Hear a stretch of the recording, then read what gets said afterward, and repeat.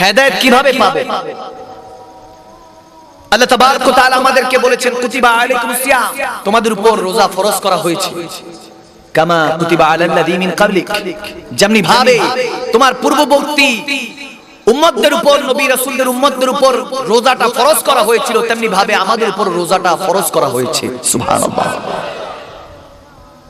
আর আমাদের দেশের অবস্থা এরকম, সারা বছর নিত্য দিনের যত দ্রব্যমূল্য আছে, যা কিছু যেমনটা আছে তেমনটা চলুক, কিন্তু রমাদান আসার সাথে সাথে তেল, ডাল, নুন থেকে শুরু করলে সমস্ত কিছু, ছোলা থেকে শুরু করে সমস্ত কিছুর দাম বেড়ে যায়।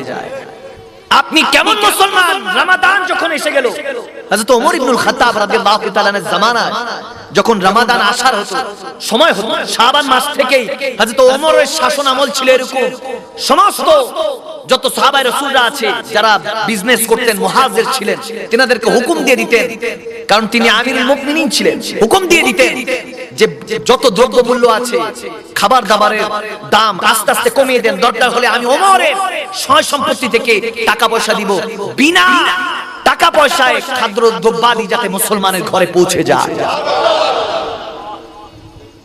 কত সোনালী যুগ ছিল। এখন যারা দিন এনে দিন খায়, তেনারা তো 1 কেজি ছোলা কেনারও টাকা নেই, তেলের দামের কথা তো বাদই দেন। বাস্তব কথা বলছি, ইসলামের আওতাধীন এই দেশগুলির মধ্যে ইসলামের শাসনতন্ত্র চলে আসলে আল্লাহর খাস রহমত বরকত বর্ষিত হবে, ঠিক না মুসলমান? ফারুক আযম রাদিয়াল্লাহু তাআলা আমার নবী থেকে, রাসূল আরবি থেকে শিক্ষা গ্রহণ করেছেন, দ্রব্যমূল্য কমিয়ে দিত রমাদান আসলে। আর আমাদের তো উল্টা, রমাদান আসলে, রোজাগুলি আসলে, রোজার সময় সিয়াম সাধনার মাস আসার আগেই দ্রব্যমূল্যের দাম আস্তে আস্তে দামগুলি বাড়তে থাকে, ঠিক না? বড় কষ্টদায়ক বিষয়। আপনি যদি বিজনেসম্যান হন কোনো সমস্যা না, আপনি যদি বিজনেসম্যান হন, আপনি যদি ব্যবসায়ী ভাই বাবা হন, আপনি মুসলমান হয়ে থাকলে আপনার কাজ হবে অপর মুসলমানকে সহযোগিতা করা, যাতে আমার কারণে আপনি লাভ করেন, কোনো সমস্যা নেই। আপনি এর বেনিফিট যতটুকু দরকার, আপনার যতটুকু লভ্যাংশ দরকার আপনি লাভ করেন, কিন্তু 1 টাকার জিনিস আপনি যদি 50 টাকায় বিক্রি করেন, এটা তো জালিয়াতি, এটা তো জুলুম।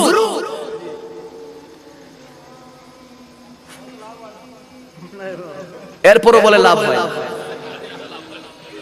তওবা তওবা, এরা কি মুসলমান? আওয়াজ দেন মুসলমান, এরা কি মুসলমান? যারা এরকম জালিয়াতি করে, জুলুম করে অপর বান্দার উপরে, এরা কি মুমিন বান্দা হতে পারে? এরা মুমিন না কমি? এরা তো কমি, এরা কখনো মুমিন বান্দা নয়। আরে রমাদান আমার আল্লাহ তাবারক ওয়া তাআলা বলেছেন সাওমলি ওয়া আনা আজিযু বিহি, সাওমলি ওয়া আনা আজিযু বিহি, রোজাটা আমার আর এটার পুরস্কার আমি আল্লাহ নিজে দিব। সুবহানাল্লাহ। হাশরের ময়দানে যারা সিয়াম সাধনা রোজাটা রাখবে, দেখেন নামাজটাও আল্লাহ, নামাজটা কার? আওয়াজ দিয়ে বলেন, নামাজটাও আল্লাহ, রোজাটাও আল্লাহর, হজটাও আল্লাহ, যাকাতটাও আল্লাহ, সমস্ত ইবাদত বান্দিগি সমস্ত কিছুই তো আল্লাহ। কিন্তু আল্লাহ রোজার ক্ষেত্রে এরকম স্পেশাল কেন বানিয়েছেন? কেন বলেছেন যে সাওমলি ওয়া আনা আজিযু বিহি, এটার পুরস্কারটা আমি আল্লাহ নিজে দিব, রোজাটা আমার। যে রোজাটা আমার বলেছেন, এটার পুরস্কার আমি আল্লাহ নিজে দিব, স্পেশাল কেন বানিয়েছেন? কিন্তু কারণ হলো আমরা যখন নামাজ পড়ি, নামাজটা পড়তে পড়তে অনেক সময় দেখা যায় রিয়া চলে আসে, আমরা আরেকজনকে দেখাবার জন্য নামাজ আদায় করে থাকি। এরকমও কিছু বান্দা আছে। আওয়াজ দেন, আওয়াজ দেন না মুসলমান, আওয়াজ দিয়ে বলে আছে। হজ করে অনেক বান্দা আছে, আমরা তো মাহফিল করে আমরা বলতে পারি, অনেকে আছে হজ করে এসে হাজী সাহেব না লাগালে তো বেচারা কষ্টে মরেই যায়। আছে কি নাই? আওয়াজ দেন, আছে কি নাই? হজ করে এসে হাজী সাহেব না, উনি পাজি সাহেব হইছে, হাজী হতে পারে নাই, ওমরা করে গোমরা হইছে, ঠিক না? যাই হোক, হজ করে যাকাত দেয় লোক দেখানোর জন্য, আছে কি নাই? সমাজে আছে কি নাই?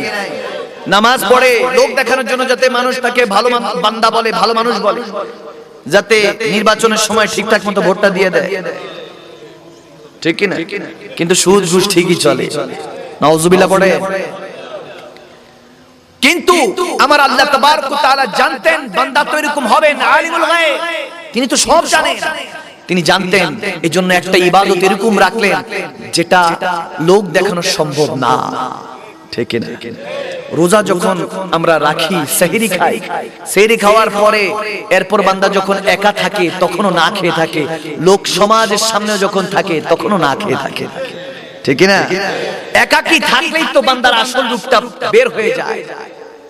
এই জন্য আমার আল্লাহ তাবারক ওয়া তাআলা বলতেছেন যে রোজাদারের যেই মুখের দুর্গন্ধ বের হয়, মানুষের কাছে দুর্গন্ধ মনে হয়, কারণ খাবারটা যখন পেটে যায় না, পেটের ভিতরে কিছু অ্যাসিড থাকে, কিছু পোকামাকড়ের মতো থাকে, অ্যাসিড থাকে যেগুলো খাবারকে হজম করে।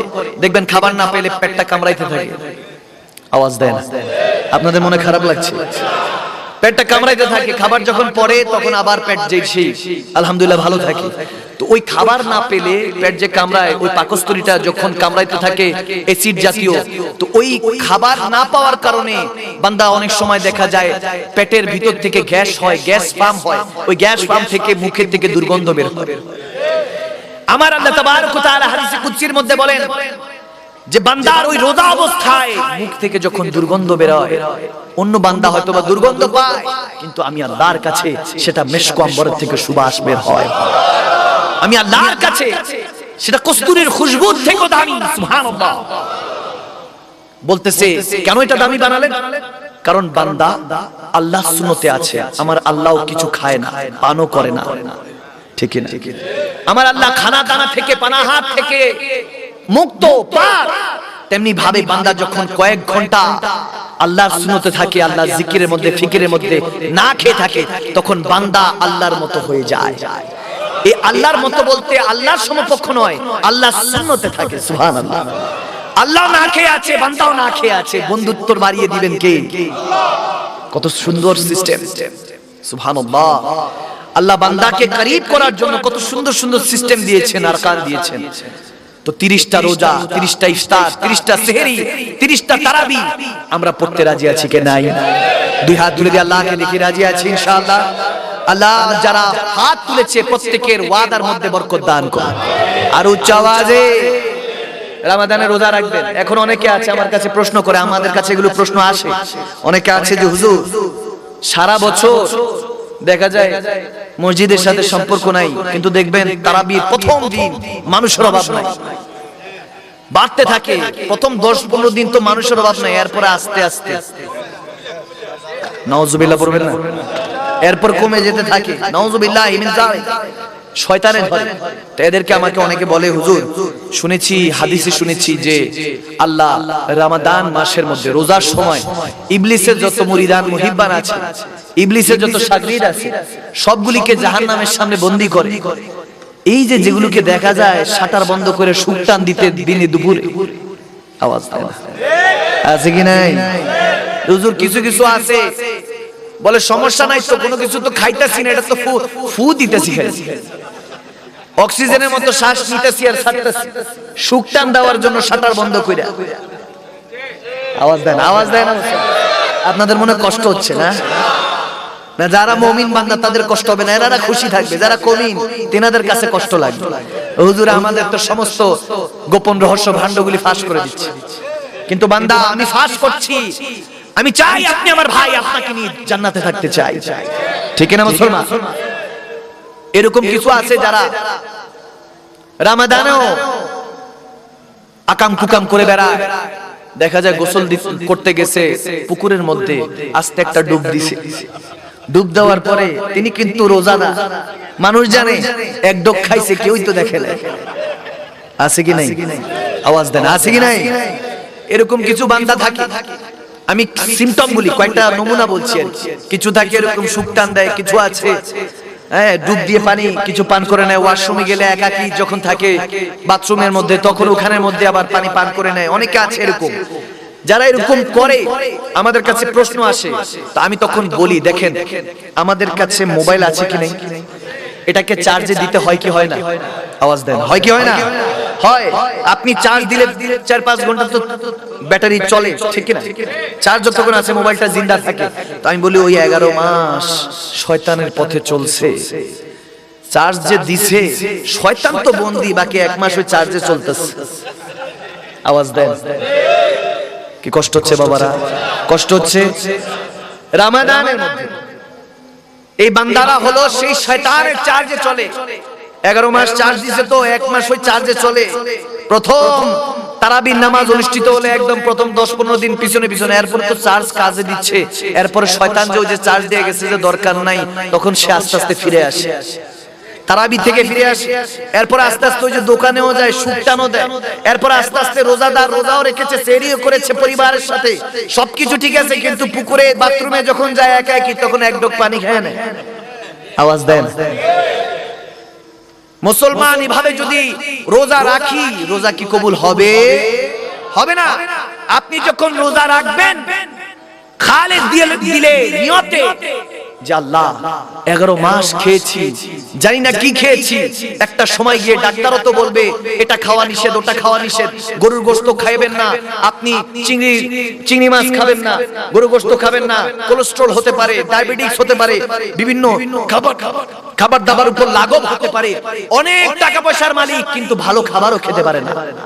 আছে কি নাই সমাজে? আছে। এরকম হতে পারে। আপনি যদি নিয়ত করেন আল্লাহ 11 মাস কি খেলাম কি না খেলাম জানি না, এই 1 মাস সিয়াম সাধনার মাস, এই মাসে আল্লাহ রোজাগুলি রাখবো। আমার বিজ্ঞানিক সায়েন্স গবেষণা করে দেখেছে, মেডিকেল সায়েন্স, যে ডাক্তাররা গবেষণা করে দেখছে যখন 30 দিন বান্দা রোজা রাখে, রোজা রাখার কারণে ওই 14 ঘন্টা যখন না খেয়ে থাকে, ওই পানা হাত থেকে যখন নিজেকে মুক্ত রাখে, খাবার দাবার থেকে নিজেকে দূরে সরিয়ে রাখে, তখন বান্দা খাবার না পাওয়ার কারণে ভিতরে যেই অ্যাসিড গুলি আছে, যে পোকামাকড় গুলি আছে, আপনার যে কোলেস্ট্রল হয়েছে, যেটা দ্বারা আপনার ডায়াবেটিস, আলসার, ক্যান্সার হতে পারতো, বড় বড় রোগ হতে পারতো, সেই রোগগুলি, রোগ বালাইগুলি আপনার দেহের রক্ত, পচে যাওয়া রক্তগুলিকে ওই পোকামাকড়গুলি, ওই অ্যাসিড গুলি খেতে থাকে, খেয়ে নাই করতে থাকে। একটা পর্যায়ে মেডিকেল সায়েন্স, বিজ্ঞান বলছে যে যখন বান্দা মুসলমানরা রোজা রাখে, সেই সেহরি করে ইফতারের আগ পর্যন্ত এই 14-15 ঘন্টা যখন সে না খেয়ে থাকে, বান্দা একটা করে প্রতিদিন তার রোগ বালাইগুলি ধূলিসাৎ হতে থাকে, মুছে দিতে থাকে। কেমন জানি তার দেহের মধ্যে একটা পরিবর্তন আসে। 30টা রোজার পর তার দেহের মধ্যে আর কোনো রোগ বালাই থাকে না। এইজন্য আল্লাহ ঈদুল ফিতর দিয়েছে যে বান্দা নামাজ আদায় করো, 2 রাকাত শুকরিয়া, এই ঈদের নামাজ আদায় করো। যে বান্দা তুমি 11 মাস পরে, 1 মাস সিয়াম সাধনার পরে সাওমলি ওয়া আনা আযরি বিহি, যেটার পুরস্কার আমি আল্লাহ নিজে দিব বলেছি, সেই পুরস্কার দিলাম। রোজার কারণে তোমার সমস্ত রোগ বালাই ধূলিসাৎ করে দিলাম, মুছে দিলাম। এখন তুমি সুস্থ হয়েছো। ঈদুল ফিতরের ঈদ খুশি আদায় করে, নামাজ আদায় করে, কোলাকুলি করে তুমি ঘরের মধ্যে যাও, তুমি সুস্থ হয়ে গিয়েছো। সুবহানাল্লাহ, আল্লাহু আকবার। কত সুন্দর, জানি তো, কিছুই তো জানি না।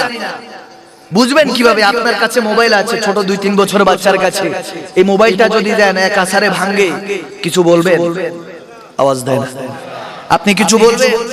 আপনি জানেন সে 2-3 বছরের বাচ্চা মানুষ, কি আর বলবো, সে তো আর জানেন এটার মূল্য কত, মোবাইলের মূল্য কত সে জানে? সে জানে না আপনি কত কষ্ট করে পরিশ্রম করে এটা কিনেছেন, জানে না। কিংবা বিদেশ থেকে পাঠিয়েছে, সে জানেন এটার মূল্য। তেমনি ভাবে আমাদের কাছে ইসলামটা এখন ওই ছোট বাচ্চার হাতে মোবাইল তুলে দিলে যা, আমাদের কাছে বর্তমানে ইসলামটা তা কিছুই বুঝি না। এজন্য ইবাদতে মজা আসে না। আপনি বুঝলে না আপনার ইবাদতের মধ্যে মজা আসবে। আওয়াজ দেন, আওয়াজ দে বলে। ভাইরা আমার, বাবারা আমার, দেখেন ভাইরা আমার, বাবারা আমার মদিনাওয়ালার আদর্শটা এমন ছিল। আমার মদিনাওয়ালা যেমন ভাবে আদর্শ দিয়ে গিয়েছেন সাহাবায়ে রাসূলদেরকে, সেই সাহাবায়ে রাসূলদের আদর্শ এখনো জারি আছে। যদি আদর্শটা গ্রহণ করতে পারি, কখন যে বান্দা থেকে বন্ধু হয়ে যাব টেরও পাবো না, ঠিক কি না? হ্যাঁ রাসূল, আমি তোমায় না চিনিলে তোমার কি আসে যায়, মোরা তোমায় না চিনিলে তোমার কি আসে যায়, দোনো জাহান তোমারি নূরি কদমে ঝুকায়। সুবহানাল্লাহ। ইয়া রাসূলুল্লাহ, ইয়া হাবিবাল্লাহ, জোরে ইয়া রাসূলুল্লাহ, ইয়া হাবিবাল্লাহ, জোরে ইয়া রাসূলুল্লাহ। রাসূল তুমি ছিলে জমিনে আর চন্দ্র ছিল আসমানে, মক্কারি কাফের গণে নবুয়তে প্রমাণে করে তোমায় আবেদন, চন্দ্র করেতে দ্বিখণ্ডন করে তোমায় আবেদন, চন্দ্র করেতে দ্বিখণ্ডন দেখে তোমার তর্জনী ইয়া রাসূলুল্লাহ দেখে তোমার তর্জনী চাঁদ হয়ে যায় কুরবানি আশিকের পরিচয় দিয়ে চির অম্লান হয়ে রয় ইয়া রাসূলুল্লাহ ইয়া হাবিবাল্লাহ জোরে ইয়া রাসূলুল্লাহ রাসূলে বন জঙ্গলের বাঘ হরিণ মনে আনতে সুখের দিন তোমার নামে প্রতিদিন দুরূদ পড়ে সীমাহীন আর জোরে বন জঙ্গলের বাঘ হরিণ মনে আনতে সুখের দিন তোমার নামে প্রতিদিন দুরূদ পড়ে সীমাহীন পড়ে সাল্লে আলা জোড়াই মনের জালা পড়ে সাল্লে আলা জালা জোড়ানোর দরকার আছে সবাই একসাথে পড়ে সাল্লে আলা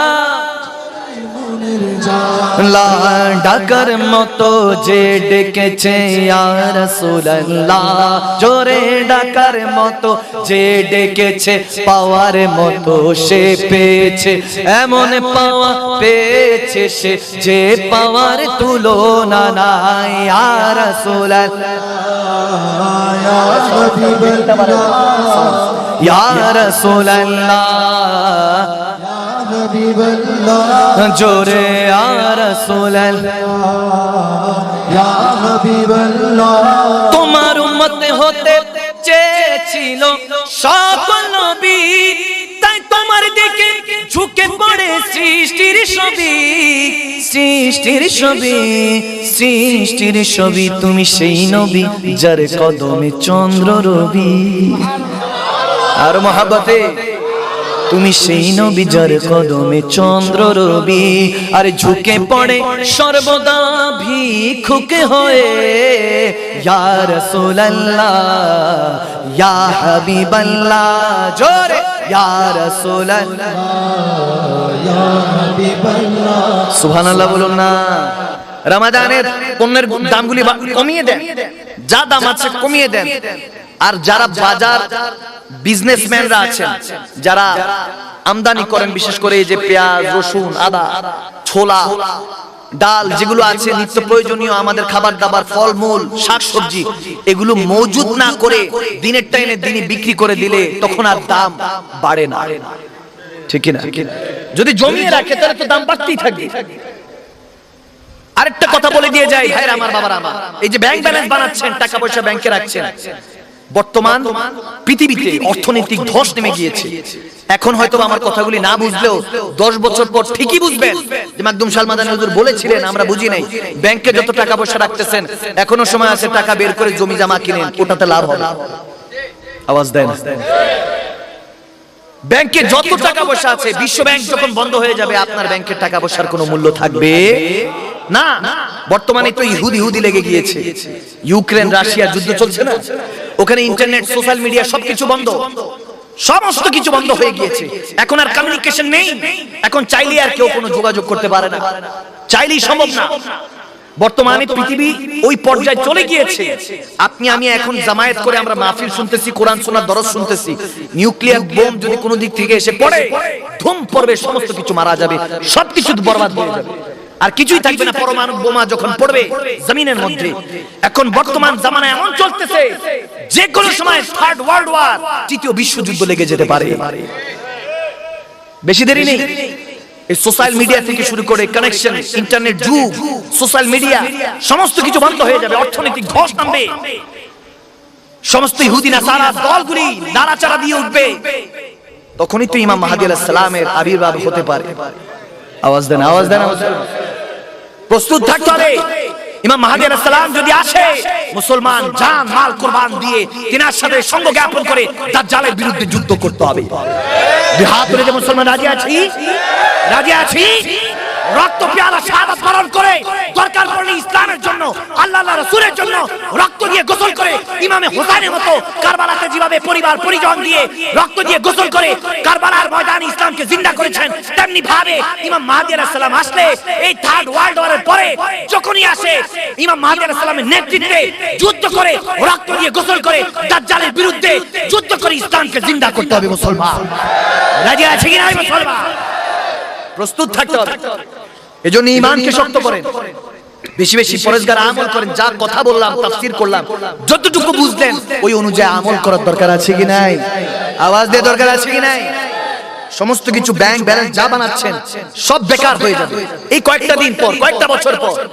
কিছু জমিয়ে লাভ নেই, যা জমাচ্ছেন সব ফুজুল বেকার হয়ে যাবে। বর্তমানে দেখবেন যে তেলের দামও বেড়ে গিয়েছে, খাবার দাবারের দাম বাড়ছে, যায় দিন ভালো আসে দিন খারাপ। ওয়ালা সিনাল ইনসানা লাফি খুসর, আমার আল্লাহ বলেছেন তোমাদের দিনগুলি খসরের মধ্যে কাটছে। তোমরা যতই মনে করছো ডেভেলপমেন্ট উন্নতি হচ্ছে, আসলে উন্নতি নয়, অবনতি হচ্ছে। আওয়াজ দেন, আওয়াজ দেন। আপনাদের মনে খারাপ লাগতেছে? খারাপ লাগছে, কষ্ট হচ্ছে বাবারা? আপনাদের কষ্ট হলে আমি ওখানে বন্ধ করে দিই। আমি শুধু মেসেজগুলি দিয়ে যাচ্ছি। এখন বর্তমান যুব সমাজ ধ্বংসের পথে হাঁটছে। আওয়াজ দেন, ধ্বংসের পথে হাঁটছে। যুব সমাজ নষ্ট হয়ে যাচ্ছে ইহুদি নাসারাদেরকে ফলো করতে করতে। ভাইরা আমার, বাবারা আমার, আমরা সেই মুসলমান যারা উহুদ, বহদর, খায়বারের মধ্যে ইসলামের জন্য জান দিয়েছি। আমরা তো সেই মুসলমান যারা দেশের ভাষার জন্য, দেশের জন্য জান দিয়েছি। ঠিক কিনা মুসলমান? আমরা তো সেই মুসলমান। কোথায় সে অহংকার? কোথায় গেল? এই কয়েকশো বছর আগের কথা, 300-400 বছর আগে পিছনের দিকে গেলে সোনালী যুগগুলির কথা মনে পড়ে। উসমানিয়া খেলাফত থেকে শুরু করে কত সুন্দর যুগগুলি ছিল। এখন তো সেই সব যুগ দেখাই। এখন এমন একটা যুগ, মুসলমান আমাদের ইসলাম কান্ট্রি তো বলি, কিন্তু ইসলাম অনুযায়ী না দেশ চলতেছে না জাতি চলতেছে। আওয়াজ দেন। আমরা কোরআন শোনার কথা বললে এটা আটকায়, ওটা আটকায়, এটা বলেন না, ওটা বলেন না। কোরআনের পক্ষে যখন বলছি, আল্লাহ রাসূলের পক্ষে যখন বলছি, সমস্ত কিছু বলার রাইট আমরা রাখি। কারণ আমাদের কোরআন, আল্লাহ রাসূলের বিধান আমাদেরকে ভুল পথ দেখায় না, আমাদেরকে সঠিক পথ দেখায়। যখন আমরা কোরআন সুন্নাহ মোতাবেক দেশ পরিচালনা করব, তখন দেশের মধ্যে আল্লাহ রহমত বরকত দিবেন। আরে দেশের মধ্যে অরাজকতা বন্ধ হয়ে যাবে, সন্ত্রাসীবাদ বন্ধ হয়ে যাবে, মাদকাসক্ত যারা করছে যুবক ভাই বাবারা তারাও ফিরে আসবে।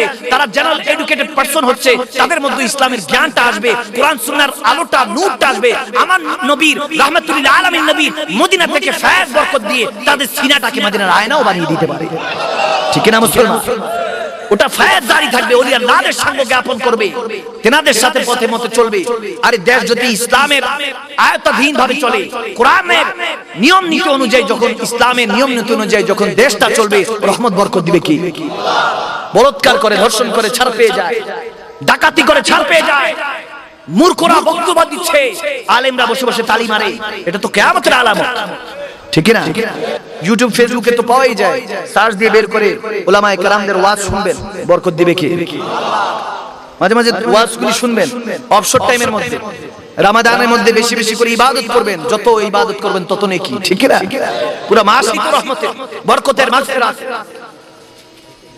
ইবাদত ছাড়ার কি আছে? আবার সবার ওয়াজ, এখানেও বিষয় আছে।